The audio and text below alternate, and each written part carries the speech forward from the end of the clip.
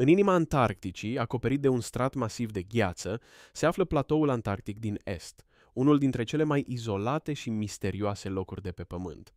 Această regiune este cunoscută pentru temperaturile sale extreme, fiind cel mai rece loc de pe planetă.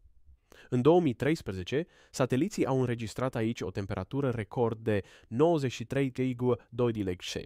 un climat aproape incompatibil cu viața. Sub această întindere aparent pustie, oamenii de știință au descoperit un secret uluitor. Lacuri subglaciare ascunse, precum lacul Vostok, care rămân lichide datorită presiunii uriașe. Se crede că aceste lacuri ar putea adăposti forme de viață necunoscute, izolate de milioane de ani.